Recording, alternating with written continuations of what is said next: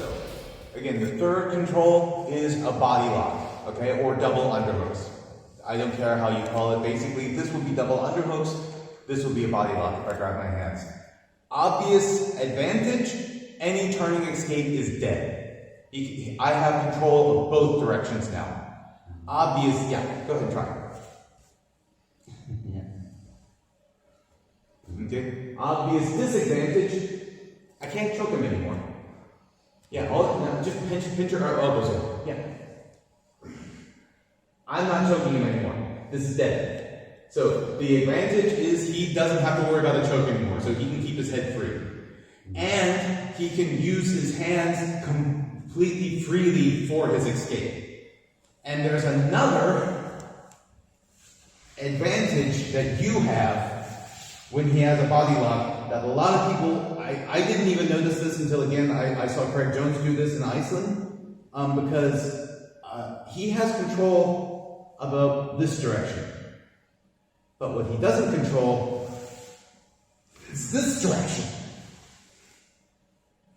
Okay? So he controls left and right, but not up and down. And that's what you can use to get out of this position. Okay?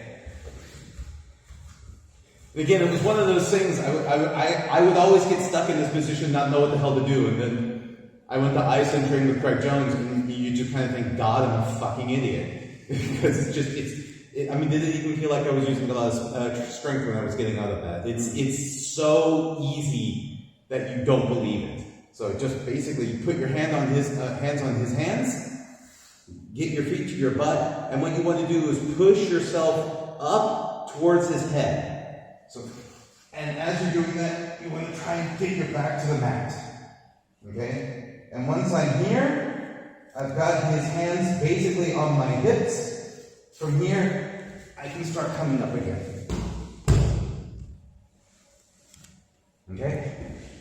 Let's do it so that my head falls this way and I can show what I'm doing better on the camera. Okay? So, again, you want to be able to push down on the hands, feet to your butt, and you want to push yourself towards the mat as you push yourself up towards his head. So, over here, okay? Yeah, I'm not completely on the camera, damn it. Let's do that again. Back up a bit.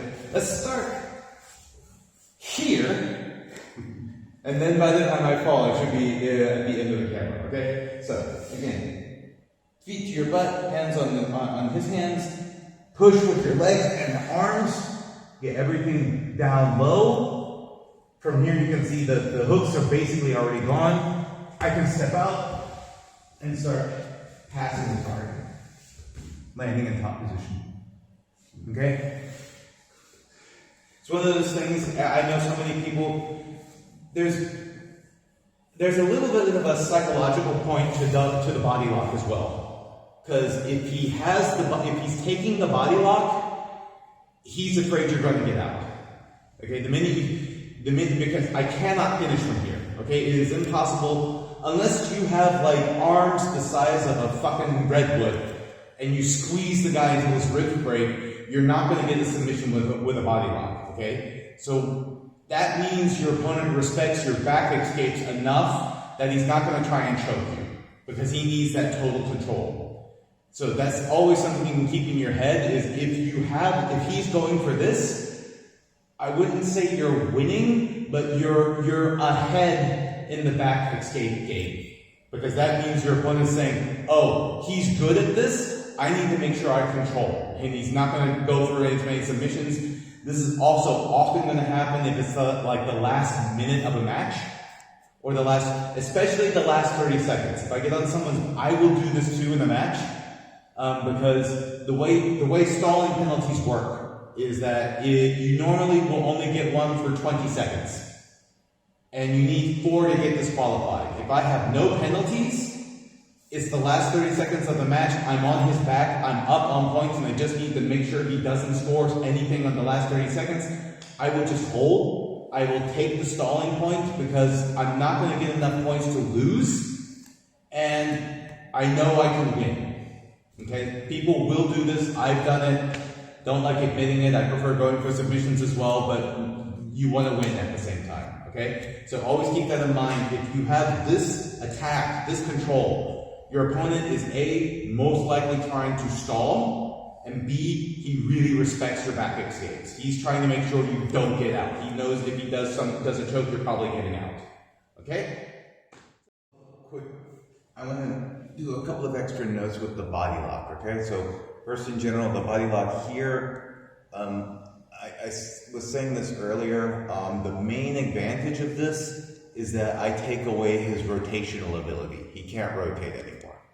Obviously, I can't choke him anymore though. There's no hand on his throat, he can't get choked anymore. I can't choke him and keep the body lock at the same time. And another advantage is that it's harder for me to control his lateral movement. So, I'm sorry, not horizontal movement, I mean. So if he tries to move upwards, if he pushes on my hand and tries to start going up my body, this is harder for me to control from here. If I use a really strong grip, I can keep him there for a while, but in general, going up on his body is harder to control. So, we were covering earlier, so our main defense from here is going to be, I start pushing on his hands, get my feet to my butt, and I start pushing to try and go up his body and slide out like this. Okay, and do that from the side so it's easier to see on camera.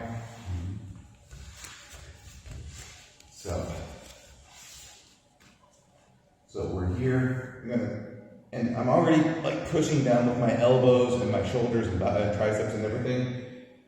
And get your feet on the butt, take them to a side and trying to get out like this, okay? So that's our general escape. That's kind of what I showed earlier. I want to point out 2 or 3 things that I think make this a bit more successful. Because something we were all kind of doing during trying to practice this is we were just kind of going like this, okay? So we're just kind of pushing on the hands in general.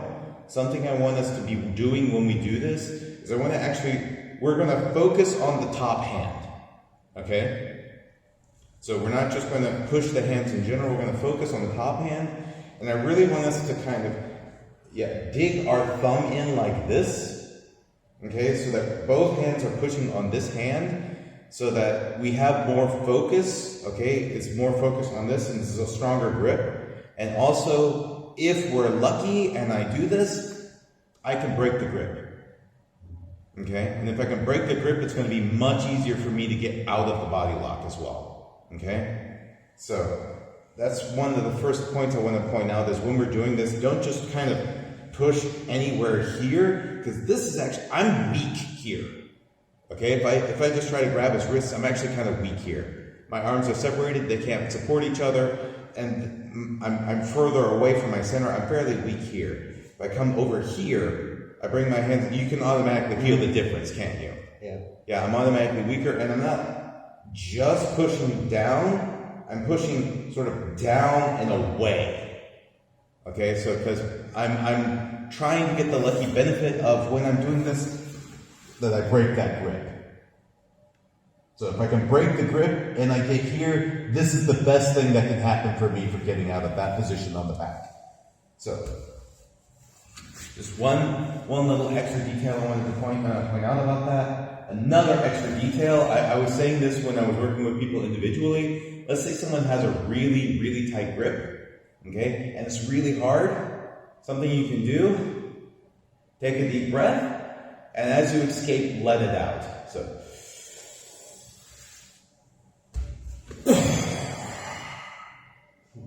and do the breathing that they keep telling you not to do when you're doing swimming classes, okay? So take the deep breath and kind of puff out your chest a bit and try to expand this as much as possible. And then when you're getting out and you're exhaling, you want, again, do what they always tell you not to do in swimming class. You want to make that as small as possible. If he's pulling hard, it's not going to be very long, but you'll get that like millisecond of looseness that you can use to help escape. Okay? So, a couple of extra points with getting out of the body lock. So let's practice that. Our general escape though is still the same. I want to add those details to it. So we're here, we're not just kind of pushing on the hands in general, we're hooking in. I'm kind of basically on the wrist. We're pushing down and away, kind of towards my foot. Okay? So, and deep breath. And if I can do this, this is perfect. Now I'm definitely getting out. Yeah, exactly. This is the best position I can be in with escaping the body lock. Okay? So let's work on that one for a bit. Okay, just a quick note regarding frames. Yeah, on my back. Okay, so the way I want to frame, I don't want to just kind of put my hands on top of him like this, and I don't want to just kind of do something like this. I want things to be nice and structured. So first of all, if he's got it really tight and it's really hard to get your thumb in, what you can do is just kind of grab his hands like this and just kind of pull it down, and then you can insert your thumb. Okay? So if he's like got it really tight and it's really hard for me to get a thumb in here, I can just grab here, pull down, and now I get a thumb in. Okay? And the way I want my structure to go is this thumb goes into his wrist, and then my thumb goes into mine, so that I'm in this kind of a structure. This is a really strong structure. If I have it like this, then my own hand can slip off my wrist. Okay, so I want to be like this so that everything is nice and tight. And that's what I can use to kind of push his arms down. Okay? And always remember, if his hands separate, that's a lucky extra. The main thing I'm wanting is to kind of get this sort of extension in his body lock. Okay? That's my primary goal. Okay? And just a general note, I was saying this when we were doing it. Once you get to a particular point, a good opponent's going to know he's lost the body lock, and he's not just going to sit there. I don't want us to do a bunch of scrambling right now, because I more want us to focus on these kinds of getting out of the position. At the same time, whenever you're escaping, I just want you to kind of keep that instinct. I've been doing it as well. I don't want you to just kind of just let me escape. I don't want you to escape and just kind of yeah, exactly. Okay, so I want every single escape you do, I always grab your hand. Yeah. Anytime you've gotten like in this sort of position, I want you always to be drilling the instinct, get on top.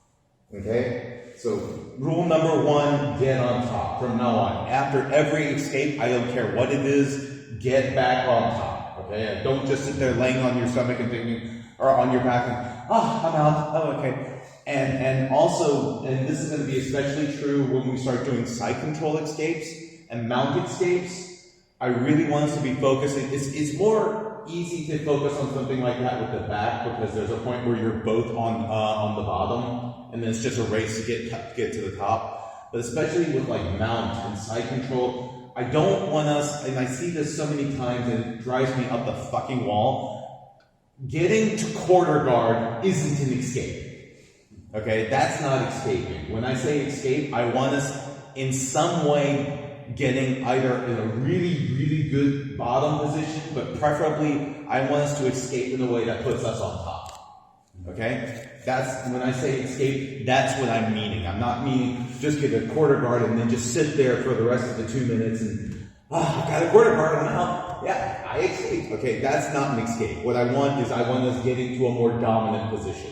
So escapes, I want that always to kind of have that sort of connection in your brain. Escape to get back on top, okay? And you're going to see me doing this a lot when we start going to mount escapes, because I don't want us to stop with just the half guard when we're doing mount escapes, and definitely not quarter guard. Quarter guard I don't consider an escape.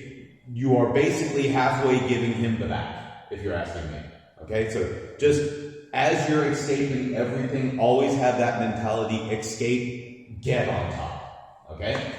So